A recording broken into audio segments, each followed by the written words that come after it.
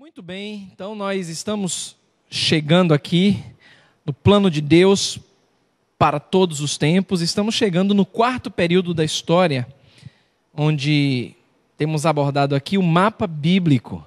E agora nós estamos no quarto período. E esse quarto período nós vamos chamá-lo de promessa. E nós vamos entender por que promessa, porque a partir desse período, Deus, ele firma uma aliança com o pai das nações, que muitos conhecem por Abraão, e nós veremos também o surgimento de Israel. Mas precisamos entender algumas coisas. Vamos para o nosso resumo, e você tem aí o mapa bíblico, onde nós já abordamos a primeira dispensação, inocência, tratamos também da segunda, que foi a consciência, chegamos no governo humano, e hoje, agora nesse exato momento, entramos na dispensação chamada promessa, e a partir daqui, a nação de Israel vai ser proeminente. Então, temos aí quarto período na história, que é a promessa de Deus. Nesse período, amados, que nos ouve, nós vamos conhecer como nasce a nação escolhida de Deus, que é Israel. Guarde essa palavrinha, escolhida. Nós vamos acompanhar que o pai dessa nação, ele vai receber uma responsabilidade, só que não vai ser diferente das outras dispensações. Ele vai fracassar e a nação vai receber o juízo de Deus. Mas antes, você precisa entender algo muito importante. E nós encontramos em Gênesis, aliás, em Êxodo, capítulo 19, versículo 5. A palavra do Senhor nos diz: agora, pois, se diligentemente ouvirdes a minha voz e guardardes a minha aliança, então sereis a minha propriedade peculiar dentre todos os povos, porque toda a terra é minha, diz o Senhor. Amados, se toda a terra é do Senhor, quem é que pode contestar esse direito? Porque hoje você ouve falar de uma guerra santa, são povos lutando por porções de terra, mas toda a terra pertence ao Senhor. E é muito importante que você guarde isso, porque vai tirar muitas dúvidas suas. O Senhor nos diz na sua palavra que toda a terra é dele. E quando falamos de Israel, lembramos logo do pai dessa nação. Abraão, no caso Abrão, ele tinha por mulher Sarai. E Sarai tinha uma particularidade interessante. Acompanhando em Gênesis, capítulo 11, versículo 30, a Bíblia diz que Sarai, ela era estéril, não tinha filhos.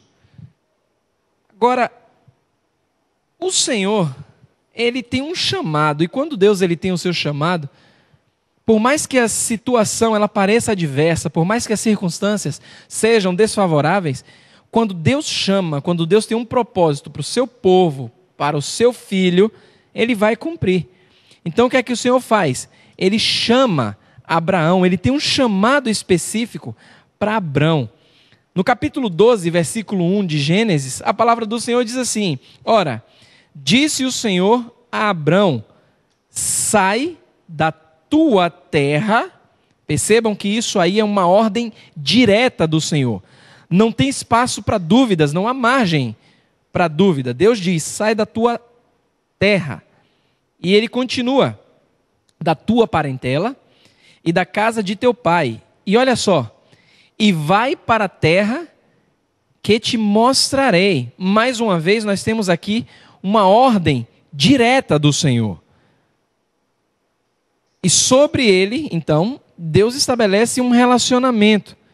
E mais, amados, mais do que um relacionamento, Deus estabelece uma promessa inimaginável.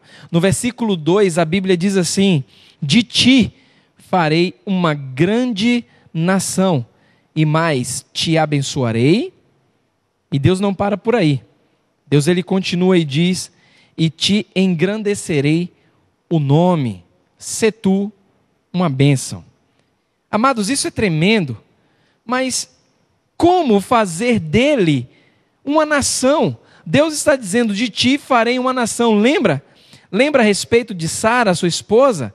O que era que Sara era? Sara era estéril.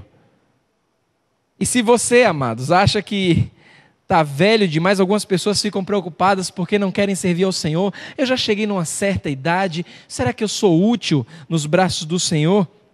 Se você acha que está velho demais para ser usado por Deus, fique atentos, porque para Deus não existe impossível.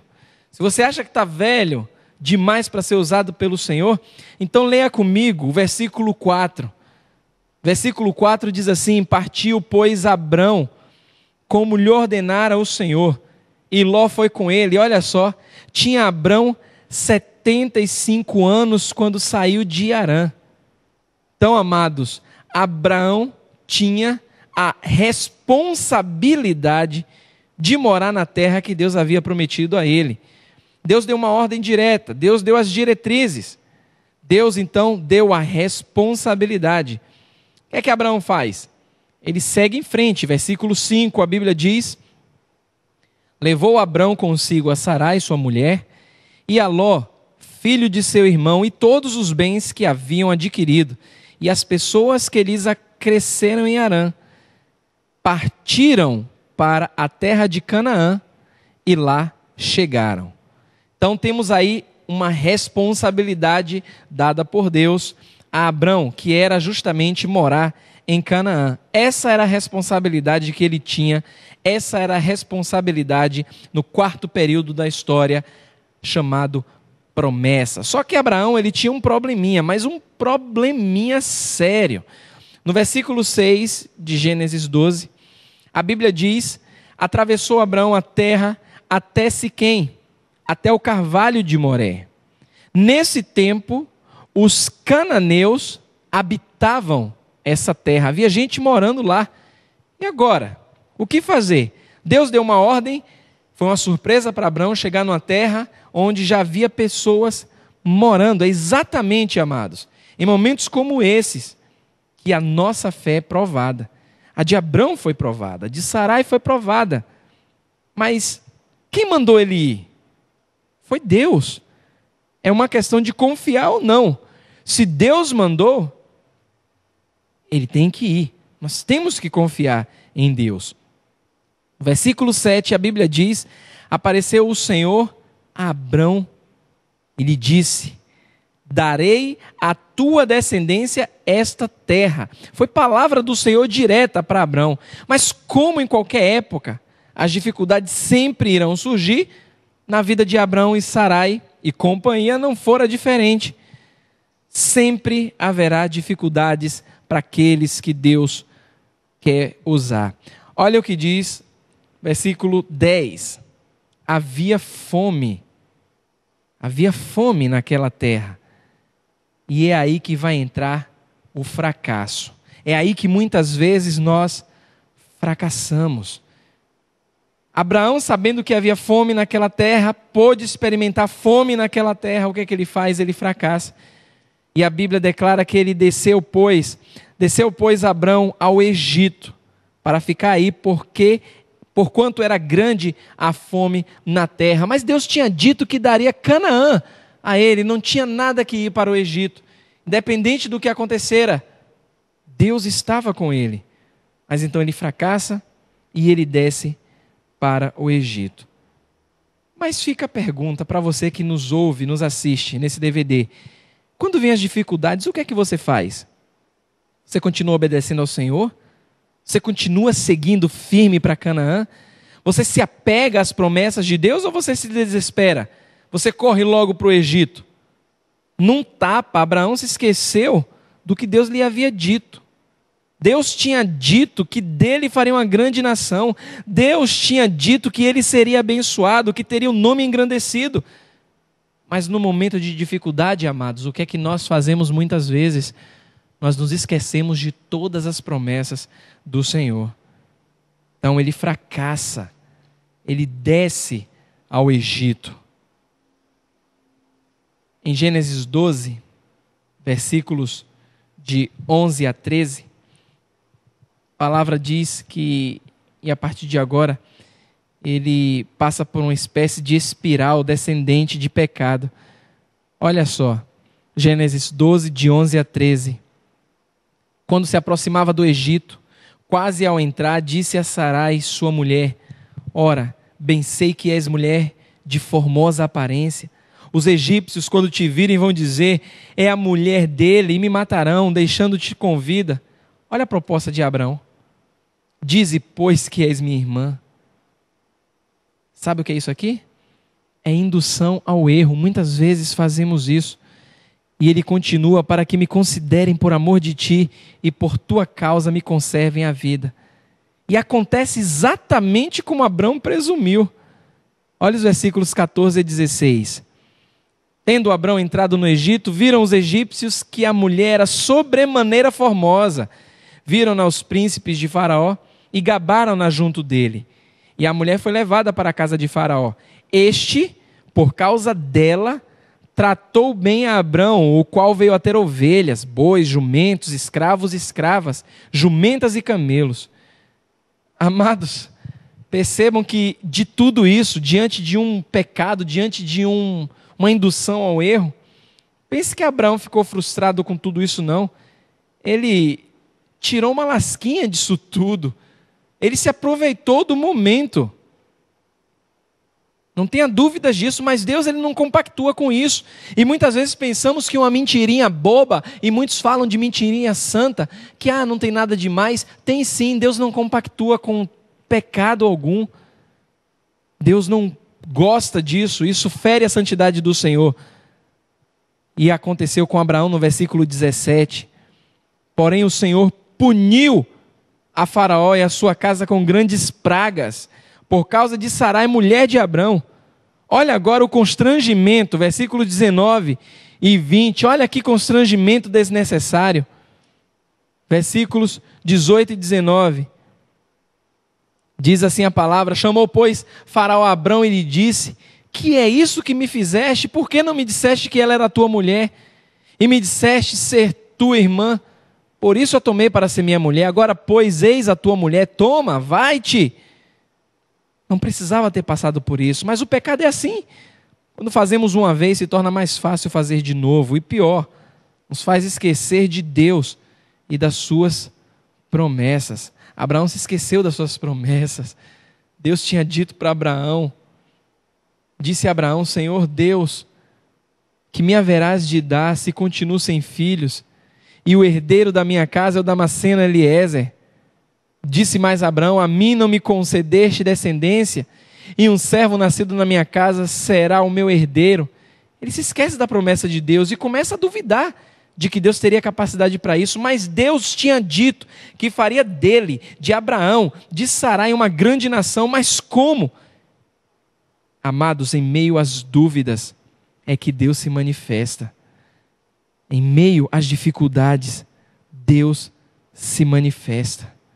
Abraão estava impaciente, mas o pecado faz isso. Ele traz impaciência. Ele não quis mais crer, não sabia se Deus era mais com ele. Ele começa a duvidar, começa a ficar incrédulo. O pai das nações, aquele que recebeu uma promessa, age com incredulidade. E ele diz: um servo nascido na minha casa será o meu herdeiro. Deus não tinha dito isso para ele. Isso aqui é um jeitinho, é uma solução humana. Não pode ser dessa forma. Não tem que ser dessa forma. Versículo 1 do capítulo 15 de Gênesis, a palavra de Deus diz assim: depois destes acontecimentos veio a palavra do Senhor a Abrão numa visão e disse: não temas, não temas, Abrão, eu sou o teu escudo, eu sou o teu e o teu galardão será sobremodo grande. Mas como Sarai era estéril. E Deus então faz uma declaração maravilhosa. Olha o versículo 4, olha que tremendo. A isto respondeu logo o Senhor dizendo: não será esse o teu herdeiro, mas aquele que será gerado de ti será o teu herdeiro. Sabe o que é isso aqui? É solução de Deus. Não é esse o teu herdeiro. Propósito de Deus bem definido para a vida de Abraão. Deus o leva para fora, pede para ele contar as estrelas e diz que assim será a descendência dele. Sabe qual é o resultado? Versículo 6. A Bíblia diz: ele creu no Senhor e isso lhe foi imputado para justiça.